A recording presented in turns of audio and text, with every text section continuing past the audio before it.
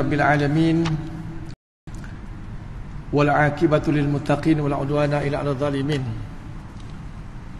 Wassalatu wassalamu ala qaidil mujahidin wa imamal mursalin wa ala alihi wa ashabihi wa man tabi'ahum bi ihsanin ila yaumiddin. Alhamdulillah, pertamanya dan selamanya marilah kita sama-sama manjatkan setinggi-tinggi tanda syukur kita yang tidak terhingga kepada Allah Subhanahu wa taala, kerana masih lagi diberi peluang dan ruang oleh Allah Subhanahu wa taala pada malam ini sama-sama kita dapat hadir dan berkumpul.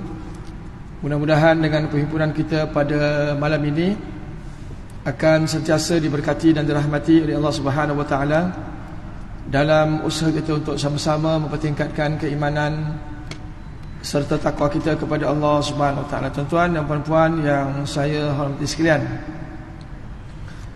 pada malam ini saya nak ajak tuan-tuan untuk kita melihat kembali di dalam surah Al-Baqarah. Surah Al-Baqarah ayat yang ke 261. 261. Yang mana Allah Subhanahu wa taala berfirman, "Bada a'udzubillahi minasyaitonir rajim. Bismillahirrahmanirrahim. Mathalul ladzina yunfiquna amwalahum fi sabilillah kamathali habbatin ambatat sab'a sanabil fi kulli sumbulatin mi'atu habbah wallahu yudha'ifu liman yasha' wallahu wasi'un alim." Sadaqallahul azim. Surah Al-Baqarah 261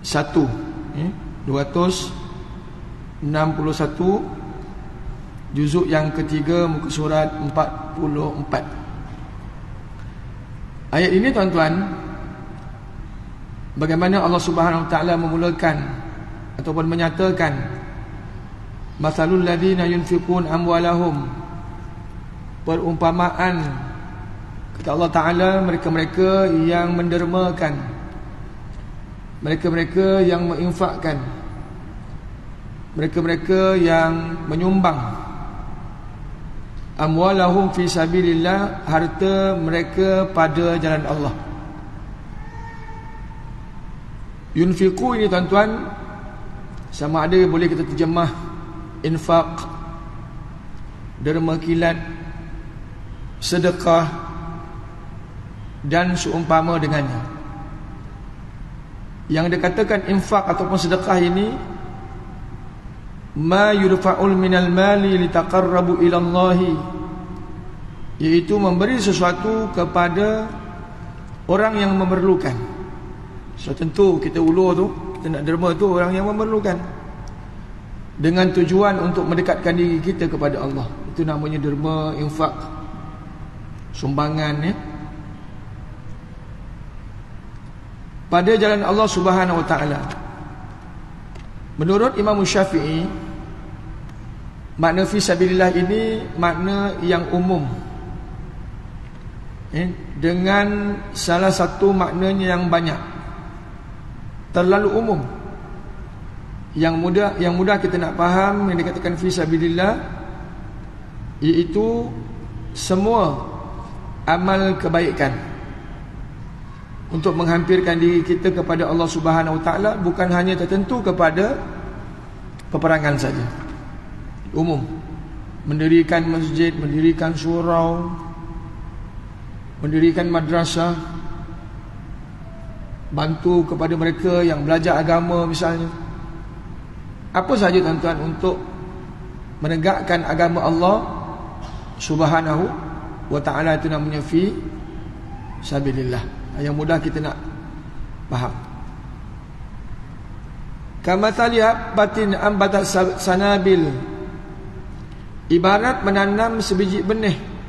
Orang yang menyumbang ni, orang yang sedekah ini, kata Allah Subhanahu wa taala, ibarat dia menanam sebiji benih habbah.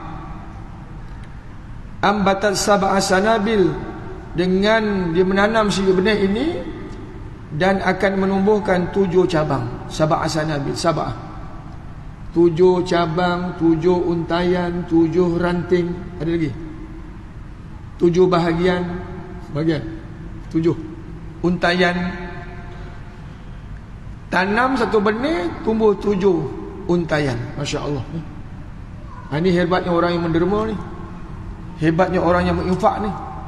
Tak rugi bang, tak rugi. Bagi satu dapat 7 cabang, fi kulli sumbulatin, dan setiap untayan tu, setiap cabang tu, mi'atu habbah, akan membuahkan 100 biji. Allahu Akbar. Satu ranting tu 100, ada 700. Satu benih akan menghasilkan 700 biji benih. Maknanya pahala lah bang. Carilah mana-mana bank sekalipun, carilah mana-mana amanah saham, KWSP, tabung haji, tak capai bang. Bagi satu dapat 700. Oh, boleh kaya. Dia baru RM1, baru RM1, RM700, banyak tu. Mana ada amalan saham yang nak bagi macam ni, yang hanya boleh bagi Allah Ta'ala kepada kita tuan. Di akhirat kelak, bukan kat dunia. Di akhirat kelak insya-Allah. Sebagai bukti lah bang, ya Allah ke? Oh ya Allah, bagi satu dapat 700. Tuan-tuan pernah makan jagung? Tanam sebutir tanam sebiji, tanam satu benih jagung, dia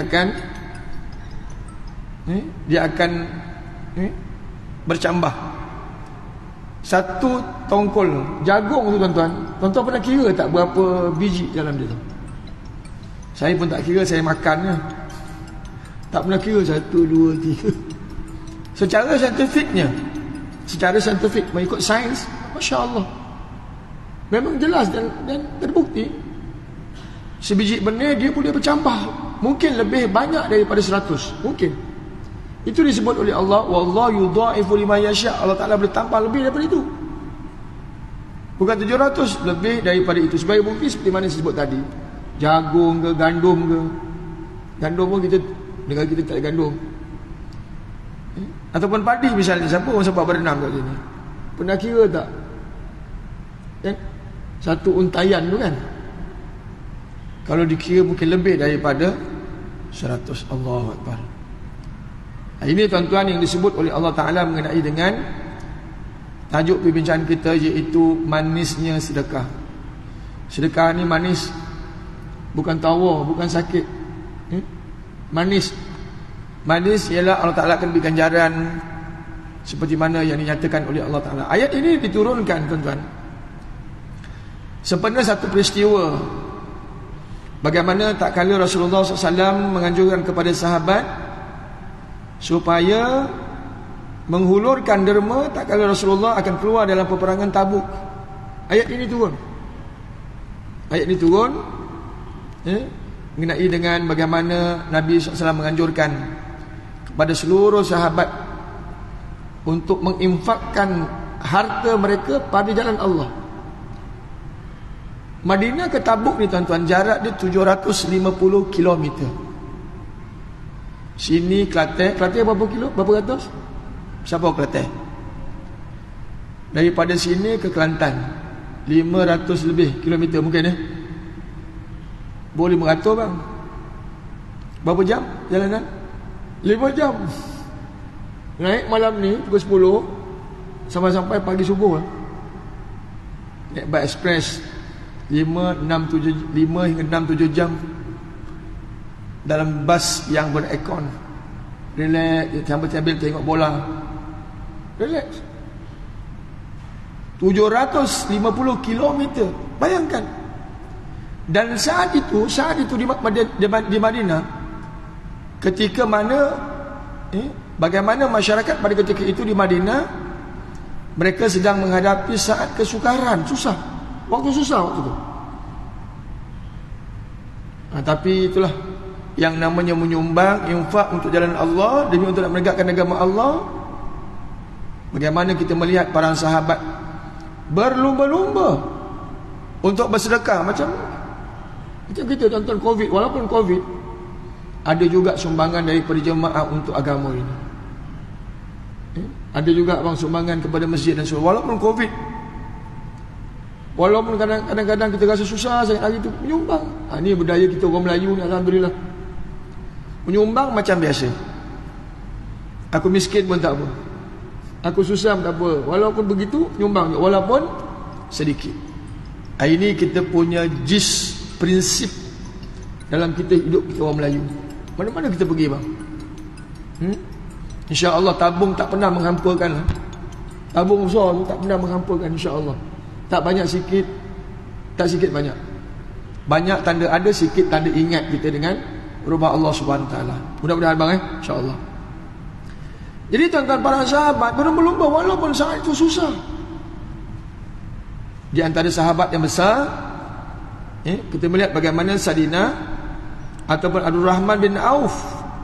Saat turun ayat ini dia ada 8,000 dirham. Satu dirham lebih kurang dalam 4-5 ringgit lah, ikut negara. Bayangkan Abdul Rahman bin Auf seorang saudagar bang. Saudagar yang berjaya dalam perniagaan dia. Saat berhijrah kat Madinah, pertama sekali tanya pasar kat mana? Pasar Meru kat mana? Walaupun pada saat itu pasar didominasi oleh orang Yahudi. Perniagaan dia didominasi oleh orang Yahudi. Masuk Abdul Rahman bin Auf, memang kaki berniaga ni memang mana dia pergi berjaya lah bang. Memang berjaya. Akhirnya dia menguasai perniagaan di pasar-pasar di Madinah. Masya Allah. Ini kaki berniaga yang jujur ini, alhamdulillah, Allah Ta'ala bantu. Jadi tuan-tuan, waktu tu dia ada 8,000 dirham. Saat itu dia ada. Dan dia telah menyumbang 4,000 dirham pada ekspedisi Tabuk ini, peperangan Tabuk. 4,000 lagi untuk apa? Untuk keluarga dia, untuk family dia. Betul. Dalam fiqh juga menyatakan bahawasanya sebaik-baik sedekah ni, sunat kita bersedekah ini, dan kitab fiqh Mughni Muhtaj misalnya yang ditulis oleh Khatib Syarbini, sebaik-baik sedekah diambil daripada lebihan keperluan. Kita gaji 5,000, tolak rumah, tolak kereta, tolak motor, tolak tabung haji, tolak bank, tolak itu, tolak ni, tolak lah. Selagi boleh tolak lah. Yang baki tu, yang tak guna. Tak ada lebih Ustaz. Tak kata macam mana tak ada lebih. Jika ada lebih, itulah dikatakan sebaik-baik sedekah ataupun sunat, diambil daripada lebihan keperluan. Jadi pada saat itu Sayyidina Uthman, Abdul Rahman bin Auf, dia ada lebih 4,000, maka 4,000 diberikan kepada perjuangan Nabi SAW. Ini iman yang mantap. Dan kita melihat bagaimana jika kita sedekahkan dengan mengurangkan nafkah tanggungan, nescaya berdosa. Katakan untuk isteri kita, setiap bulan kita bagi RM 1,000 misalnya. Every month 1,000 untuk keperluan keluarga, makan, minum, anak sekolah, bil elektrik, itu ini. Cukup ke 1,000? Bolehlah jika kejap-kejap makan sedap, kejap-kejap makan tak sedap lah. Biasalah 1,000 kan, mana cukup. Elektrik pun nak kena bayar, anak sekolah pun kena bayar dengan duit tu juga. Dikatakan berdosa jika kita mengurangi daripada RM1K tadi. Tiba kita minta yang boleh tak bagi 100 every month. I nak GST kan, duit tu nak bagi 100 kepada Masjid Setia Alam every month. Boleh tak? Tak boleh. Jangan kita ambil keperluan keluarga tadi untuk kita menyumbang pada jalan Allah. Berdosa bang. Yang kita sebut tadi duit lebih saja. Ini hebatnya sedekah, duit lebih bang. Kalau ada duit lebih silakan. Kalau tak ada, nak kata macam mana? Dianggap berdosa. Dan sebaik-baik sedekah ketika kata Nabi SAW, an dhahri ghani. Sebaik-baik sedekah ialah saat kita senang. Tak senang pun Ustaz. Senang. Bila waktu kita senang? Waktu kita dapat Waktu tu kat kedai penuh ujung bulan. Betul kan? Ke tak betul? Ujung bulan kedai penuh, duit memang lebih. Makan sana, makan sini, makan sana. Bawa keluarga kan? Yelah, ayah dapat gaji, cukup bulan ayah belanja keluarga, lebih lah tu. Dan waktu kaya itulah, waktu senang itulah, waktu dapat gaji itulah. Nah, kita menyumbang. Tak percaya bang, awal-awal bulan ketipan Jumaat mungkin agak lebih daripada biasa. Betul. Memang waktu tu duit lebih. Jangan sampai tengah bulan. Tengah bulan dah mulalah makan Maggi. Maggi. Contoh, dah mulalah makan nasi bajet. Nak menyumbang waktu tu kadang-kadang duit ngam-ngam, cukup bulan. Waktu tu nak menyumbang memang agak berat sikit. Sebab apa? Duit dah kita catu-catukan sampai cukup bulan. Ini kehidupan orang biasa lah bang, macam saya begitulah kadang-kadang. Kita dah baca-baca tak boleh lebih-lebih makan. Tengah bulan ni agak-agak je lah kan? Tak boleh lebih-lebih. Tunggu hari dapat gaji, insya-Allah. Tak ada hal. Tiap-tiap hari ikan tenggiri bankrupt juga poket. Jadi begitulah kehidupan kita. Biasanya begitulah. Baik. Dan sunat bersedekah dengan benda yang sedikit, dan jangan kita anggap kecil. Sunat bang. Sunat kita bersedekah dengan benda, dengan derma yang sedikit, dan jangan kita anggap kecil. Ini masalah kita kadang-kadang. Yang kecil kita, kecil je, nak tunggu besar bang. Bila? Lambat nak membesar duit tu.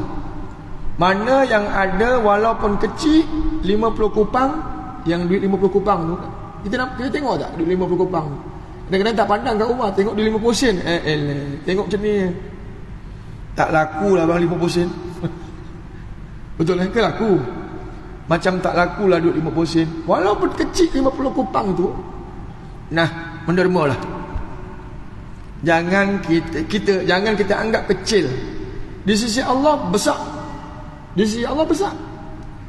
Allah Ta'ala menyatakan dalam Al-Quran, "Faman ya'mal mithqala dzarratin khairan yarah."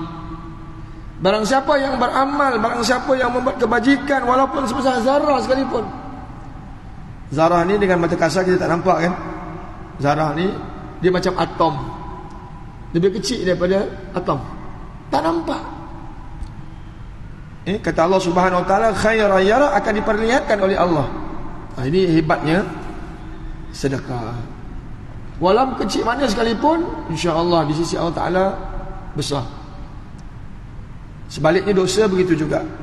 Walaupun sebesar zarah dosa yang dibuat, akan diperlihatkan oleh Allah Subhanahu Wa Taala. Jadi tuan-tuan, itulah sahabat berlumba-lumba bersedekah. Uthman bin Affan, seorang konglomerat, billionaire. Billionaire, zaman dia billionaire bang. Zaman dia billionaire. Sangat kaya Sayyidina Uthman ini. Waktu peperangan, nak berlakunya peperangan, Sayyidina Uthman menyumbang kepada Nabi SAW 300 ekor unta. Bang, seekor unta berapa bang? Di daerah Petaling ni ada satu masjid, nama dia Masjid Unta. Dia bukan unta pun. Sebab apa? Tiap-tiap tahun korban unta. InsyaAllah benchmark masjid ni besok unta. Carilah unta seekor, rasa-rasa seorang sikit. Macam mana rasa unta ni kan? Lihat ke, sedap ke, lembut ke? Ada di daerah Petaling ni memang terkenal dengan masjid unta. Tiap-tiap tahun ada unta bang, seekor unta bang. Yang kecil-kecil pun, yang umur 9,000 bang. 9 hingga 10,000 unta, mahal. Jadi bayangkan 300 ekor unta yang didermakan oleh Sayyidina Uthman bin Affan, plus campur dengan pelananya sekali.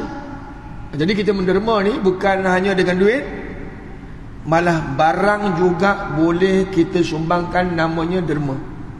Barang ni barang boleh, beserta dengan pelananya sekali. Jadi dalam kita menyumbang ni, kalau boleh kita bagi full package. Bagi nasi lemak, takkan nasi lemak kosong, adalah telur mata, begitu mampu. Nasi buncit RM1.20 dalam aku makan pun 5 lah bang. Takkan bagi ngam-ngam 80 malam Jumaat kata 80 orang, bagi 80 je. Telah gigi bang nasi buncit tu. Bagi lebih sikit kalau mampu Kalau boleh adalah pakejnya, adalah isinya lah, begitu kan. Plus lagi dengan ayah, lah ni orang tak minum TO bang, orang minum teh tarik, begitu, bagi teh tarik meletup punya, nasi kepi tarik ke. Kalau boleh kita derma dengan pakej, kalau boleh lah, kalau mampu. Sampai saat orang nak makan tu, Masya Allah. Aku ingat selamat buncutnya rupanya ada ayam. Boleh lah, cantik nampak. Begitu cara kita menderma, seperti mana yang dilakukan oleh Sayyidina Osman, 300 ekor unta dengan pelana-pelana sekali. Bang, kalau pakai unta nak pergi perang macam mana? Pelana pun tak ada, melecet punggung, siap dengan pelana sekali, baru boleh nunggang. Itu yang dilakukan oleh Sayyidina Uthman bin Affan, dan di plus ditambah lagi 1,000 dinar. Nabi SAW bersabda dalam sebuah hadis, Nabi pernah beri kepada 1 dinar kepada orang miskin, untuk orang miskin ni beli kambing. Maknanya 1 dinar dia punya harga pun nampak macam boleh beli seekor kambing. Lalu 1 dinar berapa bang? 500-600 juga 1 dinar duit emas bersamaan dengan 600-700 ringgit Malaysia. Kalau di Kelantan saya dipahamkan, nak kahwin dia pakai dinar betul lah. Nak kahwin pakai duit dinar. Baik. Itu dia antara asbab nuzul ayat ini diturunkan kepada para sahabat. Baik. Dalam kitab fiqh juga menyatakan tentang saat kita memberi derma ni tuan-tuan, sedekah ini kalau boleh cari hari dan waktunya yang afdal. Memang kita pun kadang-kadang begitulah, kita beramal nak cari yang mana lebih afdal. Kalau boleh buat yang lebih afdal, silakan. Kalau tak boleh buat, buatlah termampunya. Dalam bab sedekah ni tuan-tuan, ada ditanya oleh sahabat mengenai dengan ayu sedekah afdal, sedekah mana yang paling afdal. Sahabat tanya kepada Nabi SAW, riwayat Tirmizi. Lalu Nabi SAW menyatakan, sedekatu fi Ramadan, sedekah di bulan Ramadan merupakan yang paling afdal. Nah, kita bulan 3 ke bulan 4 nak Ramadan, kalau boleh titipkanlah sedikit harta kita ini melebihi biasa untuk bulan Ramadan. Begitu. Kalau biasa kita bagi hari-hari biasa kita bagi hari-hari biasa dengan jumlah yang tertentu, tapi kalau boleh bulan Ramadan up sikit-sikit je bang.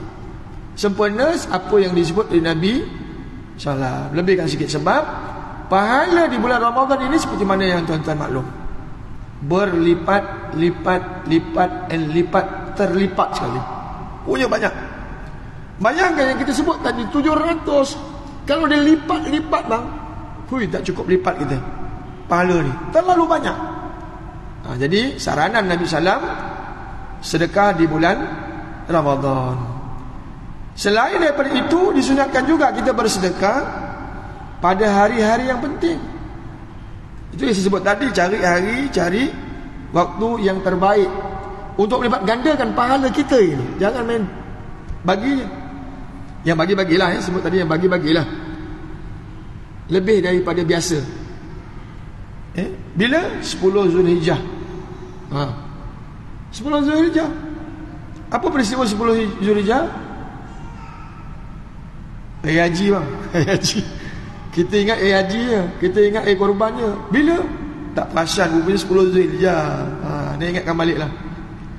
Hari raya korban tu tuan-tuan, itu di antara hari-hari yang terbaik, disunatkan untuk kita menyumbang.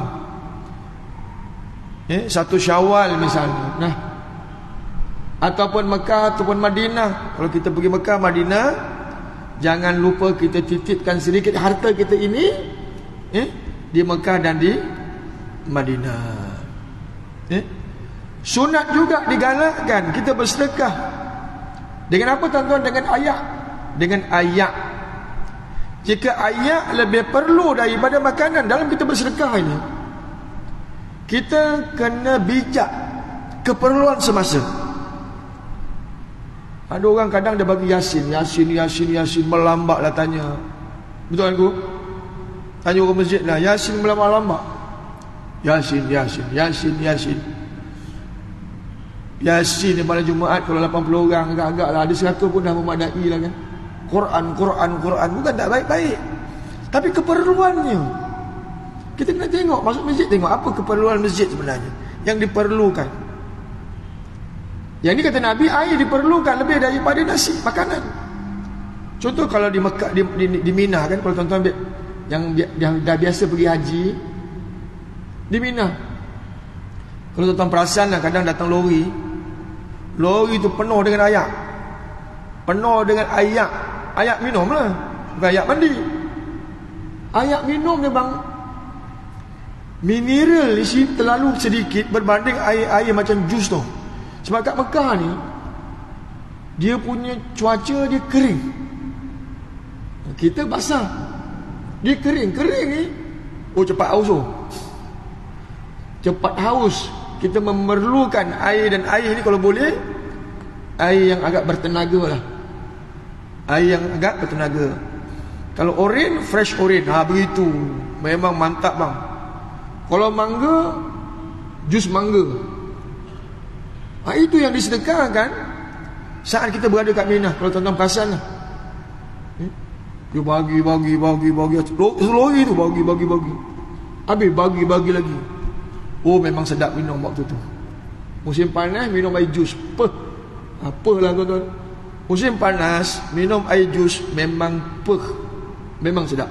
Tak cukup dengan satu kotak, mungkin 5-6 kotak gitu minum. Kering bang waktu tu. Jadi air diperlukan. Jangan bawa capati waktu tu. Kau tak makan bang. Waktu panas kau bawa capati, siapa lah nak makan? Makan jugalah, tapi keperluannya air lebih daripada makanan. Jadi kita kena bijak cara kita menderma. Baik. Dalam hal ini tuan-tuan, dalam hal menderma ni, sedekah atau infak, derma kilat ke apa namanya, kata Abu Lis Samarqandi, seorang tokoh dalam mazhab Maliki. Dia kata apa tuan-tuan? Nak menjadi hebat kita menderma ini, ada 5 keadaan yang perlu kita penuhi.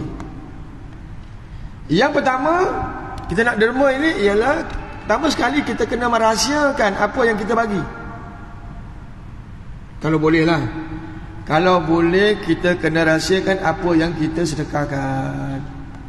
Kalau boleh, itu yang terbaik, kita rahsiakan. Yang baik kita bagi secara zahir. Kata Allah Subhanahu Wa Taala, in tubdu sadaqati fa ni'mahi. Kata Allah Taala, kalau kamu menzahirkan derma ni, kalau kamu menzahirkan derma itu secara terang-terangan, secara zahir, maka demikian adalah baik. Baik, bukan dilarang, baik sebab menjadi contoh kepada yang lain. Kadang derma ni macam lomba-lomba kan. Tengok yang datang naik motor buruk je, tapi boleh bagi 100 tu. Kita naik kereta bapak kereta bapak bang, bagi RM1 je. Malu kita kepada kawan kita, naik motor buruk, kereta pun buruk, tapi dia boleh bagi waktu derma. Masya Allah. Saya pernah tuan-tuan di belah Ulu Langat nak buat masjid, kita semak. Ada individu ni bagi 1 juta bang. 1 juta ni orang kaya lah kan. Kita dok fikir 1 juta, wow, banyak tu. Kita kerja sampai mati pun tak capai kadang-kadang 1 juta. Semak orang biasa lah bang.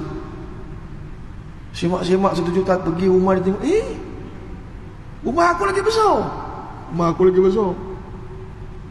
Rupanya boleh bagi 1 juta untuk masjid. Bila dia tanya-tanya, dia kumpul selama ini, dia nak pahala membina masjid ini, yang mana Nabi sebut dia akan bina satu rumah dalam syurga bang. 1 juta bang. Kalau orang kaya no hal. Kalau macam aku seperti mana saya sebut tadi, mati duk balik dah dapat 1 juta.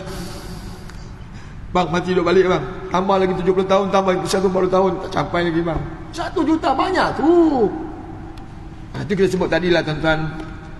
Kalau kita zahirkan bagi tujuan yang namanya contoh kepada yang lain, elak daripada perasaan riak. Sebab kita pun takut juga kalau mari riak tu licin amalan bang. Hati-hatilah. Kalau boleh jaga, jagalah.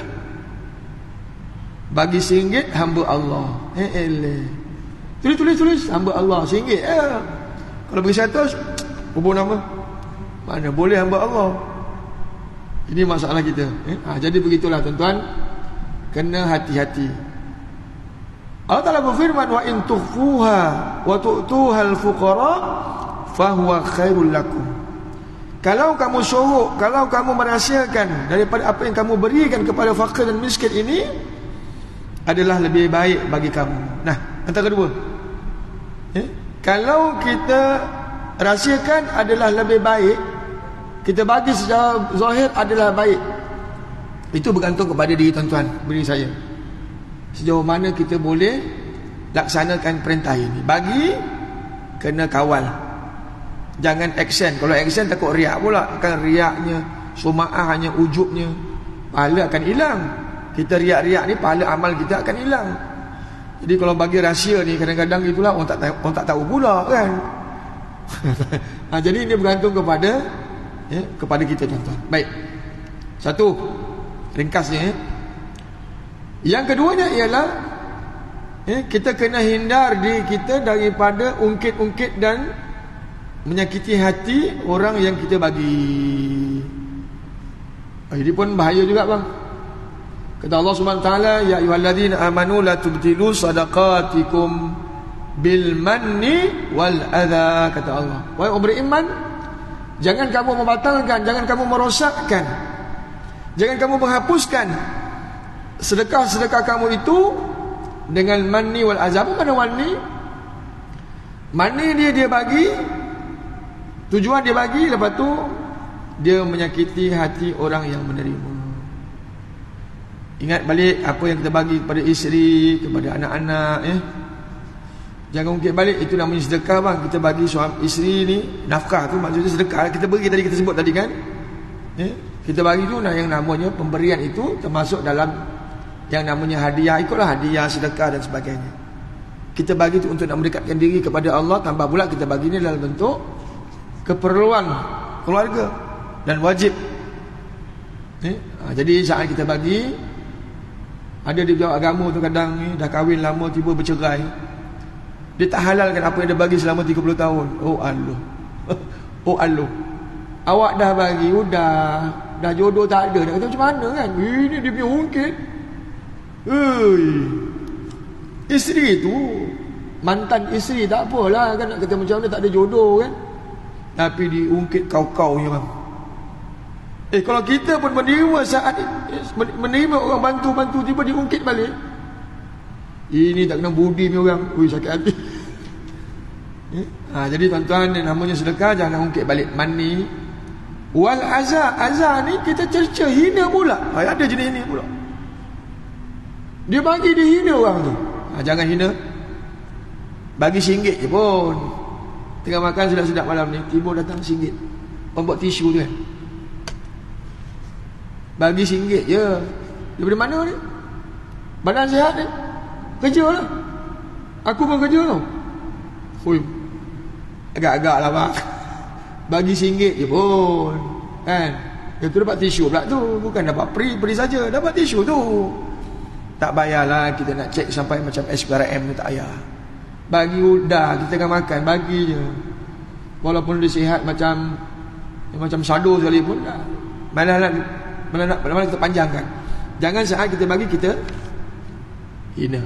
Itu kena kita kena apa? Panggil, kita kena fikirkan saat kita bersedekah ini.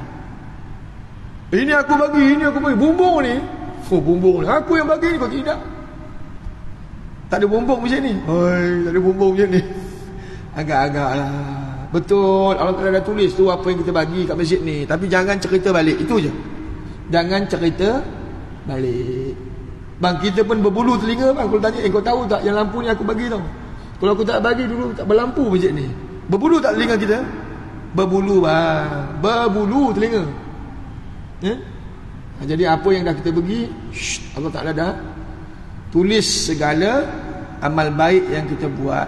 InsyaAllah dilipat-lipat tadi ganda yang kita cerita dalam ayat ini. Baik, itu yang ketiga. Yang kedua, yang ketiga bang, saat kita bersedekah, derma ke apa namanya, kalau boleh cari yang paling baik, yang paling bermutu, yang paling kita sayang. Nah, ini satu bentuk sedekah yang kadang-kadang kita fikir dua kali lah.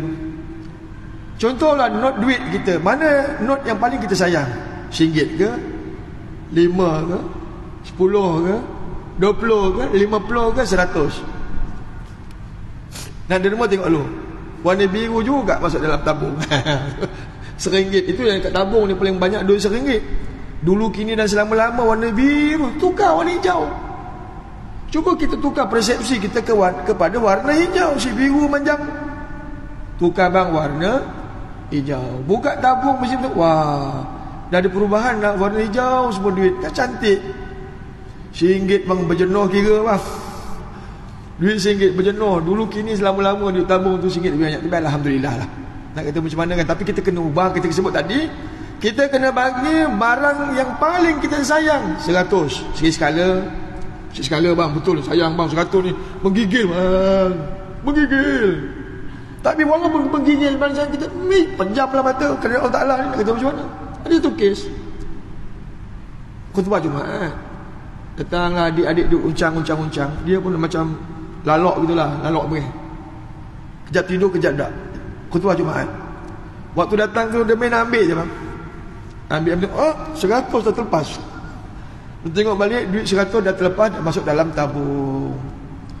Dia pun lepas Jumaat dia minta balik. Kalau saya pun tak percaya kan. Pandai pula cengelak cara ni. Saya tertidur tadi, jadi saya letak 100. Jadi kita pun nak gaduh-gaduh pun dia dah kata begitu kan. Dah banyak-banyak duit uncang tu, bagi juga duit 100. Itu duit yang paling kita sayang tu. Cerita betapa sayangnya. 100 banyak tu. Jadi kadang sekali-sekala kita kena panggil lawan nafsu kita untuk kita berikan satu jumlah yang kita sayang sangat. Boleh insyaAllah bang, semua hidup sekali je bang, demi agama Allah Subhanahu wa ta'ala. Paling tidak pun kita dah capai. Itu kata Allah Ta'ala, lan tanalul birra hatta tunfiqu mimma tuhibbun, kata Allah. Kamu ni tidak sekali-kali akan mencapai suatu kebaikan, suatu kebajikan itu sebelum kamu mendermakan sebahagian harta yang kamu sayang itu. Oh sayang bang, harta siapa yang tak sayang bang. Kita baru beli cala sikit, siap kau. Cala sikit. Kucing naik pun, weh, mana boleh. Alah, sayang harta tu. Nak kata macam mana? Harta memang kita sayang. Tapi kena ingat, dalam hidup kita itulah, yang kita sayang itu dermakanlah. Makruh bang, kalau kita bersedekah dengan barang yang buruk dan kotor. Itu kita sebut tadi, malam Jumaat kita nak bagi orang makan, kalau boleh makan yang terbaik. Mampu kan? Terbaik. Yang bermutu. Kita makan nasi boncut pun ada plus lauk lain lah. Betul lah. Boleh kita makan hari telur je. Mengamuk kita kat rumah. Apa ni? Telur. Yang kering. Jadi orang pun macam tu lah, saat dia nak menerima makanan daripada orang ramai, tengok nasi mi goreng kosong, mi budak sekolah. Letaklah sikit ayam ke apa kan, telur ke apa kan. Ini mi goreng budak sekolah. Kalau bagi, biar bagi barang yang bermutu. Bulan puasa contohnya kan, kalau kita mampu lah, yang disebut kita mampu, bagi yang terbaik. Apa ni, hari Jumaat cuba tukar air kotak. Oh, air kotak Ustaz licin lah, tak ada kata macam mana. Mineral. Kau bubur air kotak sekali-sekala bang. Memang berkebut, silap bergaduh pula. Bubur air kotak pula. Apa kau letak sejuk sikit. Alamak, memang tip-top je lah. Orang kata terima kasih lah orang derma ni. Tengah hari buta pula air kotak dia bagi. Mana nak jumpa bang, kecuali Masjid Setia Alam dia akan bagi bentuk air kotak jus. Baik. Bagian terbaik makruh. Ada satu kes tuan-tuan dulu, kalau tuan-tuan ingat, bantuan tsunami dekat Kedah dulu, ingat? Belah-belah sana pernah kena tsunami kan? Lepas tu banjir di Temerloh. Kita tuan-tuan berpihak masjid dan surau ini, kita ada buat orang panggil agihan barang untuk kita agihkan kepada mereka. Masyarakat kita ni alhamdulillah menyumbang, memang kita sebut tadi, bagi barang macam-macam. Tapi ada juga orang menyumbang ni, dia tak kira, dia main bagi je. Kadang-kadang kita semak-semak, ada yang singlet dah koyak rabak pun dia bagi juga. Agak-agak lah bang, singlet dah macam roti jala lah, dia nak bagi sahabat kita dekat. Kita tengok singlet bang, singlet agak-agak lah, bagilah barang yang terbaik. Belilah dekat Lotus tu singlet, walaupun RM5-6, belilah dalam kotak elok-elok lah sikit, bagi bang. Ini singlet dah koyak rabak bagi orang. Bukan sekadar singlet, kadang yang dalam tu pun dia bagi juga, yang second hand. La ilaha illallah. Nak pakai second hand? Aku walaupun polo, walaupun cok polo aku tak pakai bang. Polo mak polo, nama dah pakai yang dalam punya second hand. Penyakit bang, takut. Tapi itulah kita, soal dalam pun ada, baju dalam pun ada. Melampau lah kadang-kadang orang bagi ni.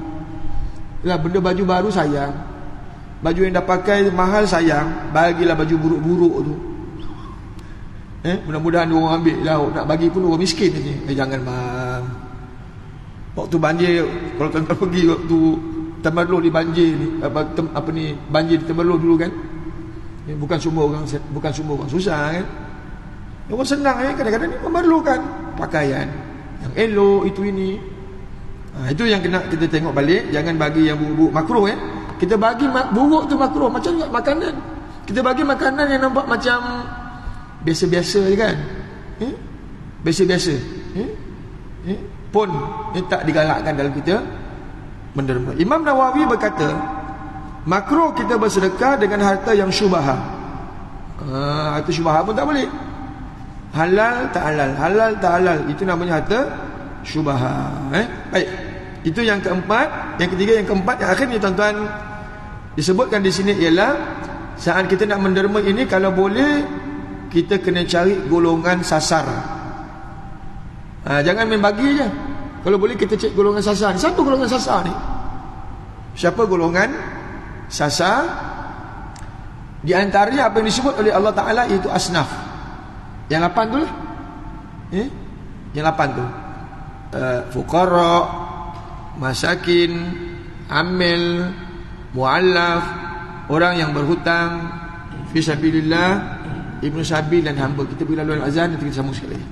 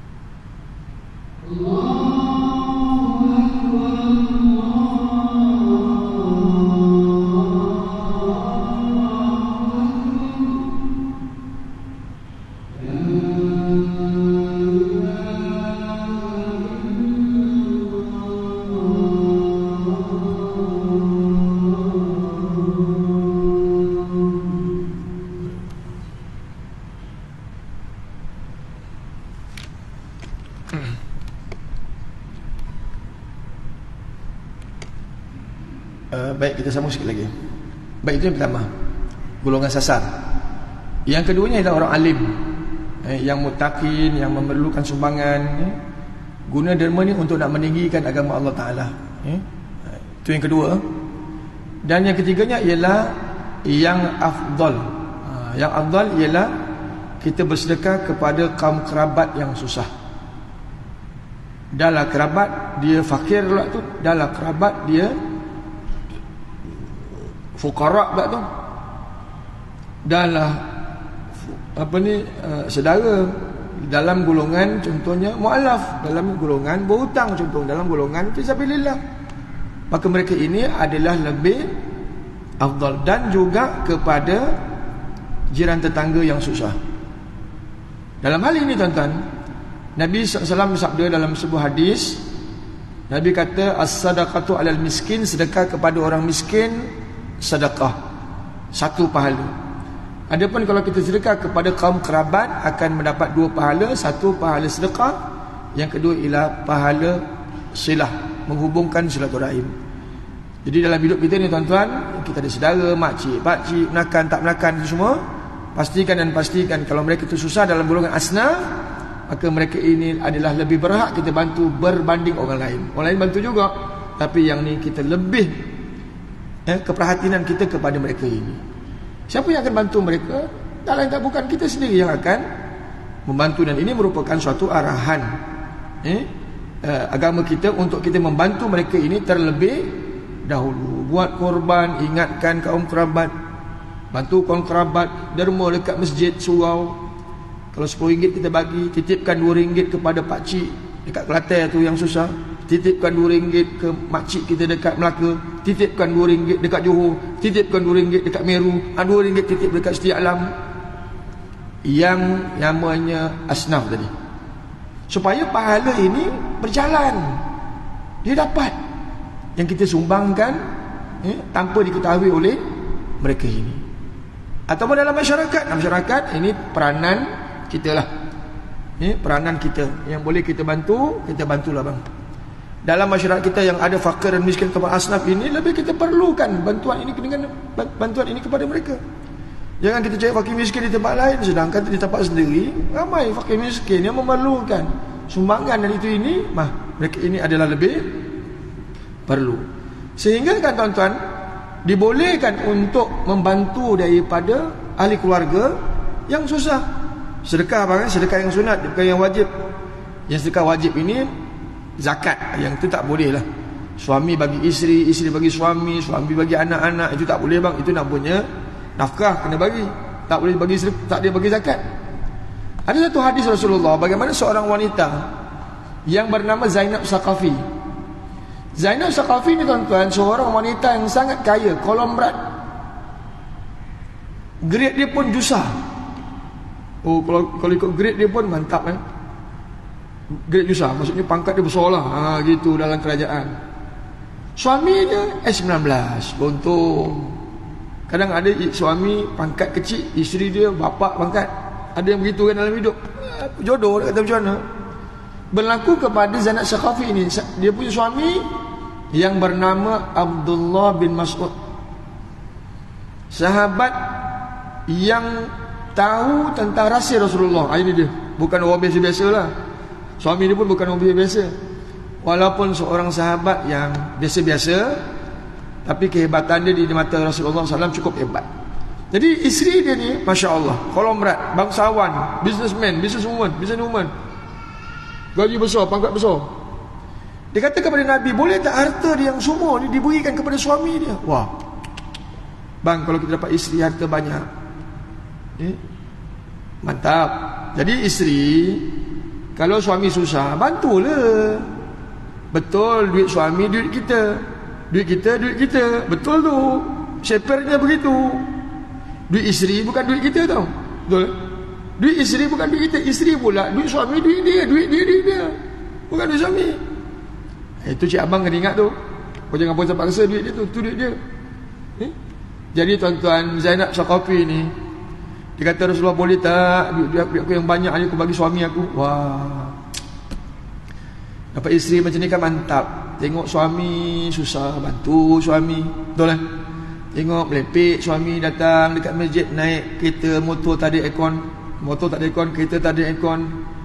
Kalau dia duit banyak, bagilah down payment X70 ke X50 ke. Wah, mantap. Tapi cik abang ni jangan aku kona-kona kat lain. Kona hanya masjid setiap alam ni, kau jangan kona tempat lain. Ada yang suami ni, isteri bantu, dia terajak ni isteri tu. Ada juga jadi suami ni jadi. Jadi jangan sampai kita begitulah sikap kita. Alhamdulillah dapat isteri yang bantu kita, alhamdulillah. Jadi kata Nabi SAW, zaujuki wa waladuki ahaqqu an tasaddaqti alaihim. Suami kamu dan anak-anak kamu lebih berhak kamu bagi kepada mereka ini. Sebelum dia nak bagi tempat lain, dia bagi kepada suaminya, bagi kepada anak-anaknya. Yelah, nafkah kan suami, tapi suami kadang-kadang itulah gaji pun 1,000 lebih je, kan? Makan pun agak-agak je lah bagi nafkah tu kan. Tak cukup, isteri gaji lampau-lampau 10,000. Tapi apabila kat dapur langsung dia tak bantu. Jadi perempuan kalau ada harta lebih untuk keluarga, sedekahlah. Kata macam mana, kan? Bagilah bantu keluarga. Itu namanya sedekah. Lalu dia berikan seluruh harta dia kepada suami dia. Kalau saya lah, mantap. Tapi sahabat bang dia bukan gila duit macam kita. Sahabat dia bukan gila duit. Semua harta dia serahkan pada jalan Allah Subhanahu wa ta'ala. Dia dianggap memadai, cukup apa yang ada. Jadi ini yang berlaku yang dalam kehidupan rumah tangga. Kalau mendapati suaminya susah, bantulah suami. Akhirnya saya nak tutup dengan firman Allah Subhanahu wa ta'ala. Dan ayat ini tertera dalam skrin ni. Kata Allah Subhanahu wa ta'ala, wa ma anfaqtum min syai'in fa huwa yukhlifuhu wa huwa khairur raziqin. Kata Allah Ta'ala, apa sahaja yang kamu infakkan, yang kamu dermakan daripada segala sesuatu itu, pasti dan pasti Allah Ta'ala akan ganti. Pasti Allah Ta'ala akan ganti dengan apa yang kamu infakkan. Dan gantian ini tuan-tuan kena ingat, bukan hanya di bidang kewangan sahaja ataupun harta saja. Mungkin kita bagi RM5, kita menganggap kita akan dapat RM10. Pulangan itu, gantian itu. Jangan kita anggap hanya duit balas duit, ataupun duit dibalas harta dan sebagainya. Akan tetapi Allah Ta'ala akan ganti sebenarnya jauh lebih hebat. Di antaranya mungkin Allah Ta'ala akan memperbaiki keluarga kita. Allah Ta'ala akan memberi kesihatan yang baik kepada kita dan keluarga kita, kehebatan, keberkatan, hidayah, petunjuk dan taufik. Malah kesihatan juga jauh lebih bernilai daripada harta. Kadang-kadang inilah yang kita nak minta dalam hidup kita. Ya Allah, kita nak kesihatan. Duit tak ada pun tak apalah. Ya Allah, yang penting kesihatan aku sihat. Bang, kalau kau duit banyak, makan pun tak boleh. Kalau kau duit banyak, nak telan pun tak boleh. Kau duit banyak, kau nak berjalan pun tak boleh. Tak ada nilai. Jadi insya-Allah kita beri, Allah Ta'ala ganti dalam bentuk yang lain. Jadi saya akhiri tuan-tuan dengan aqulu qauli hadza wa astaghfirullahi li wa lakum. Assalamualaikum warahmatullahi wabarakatuh.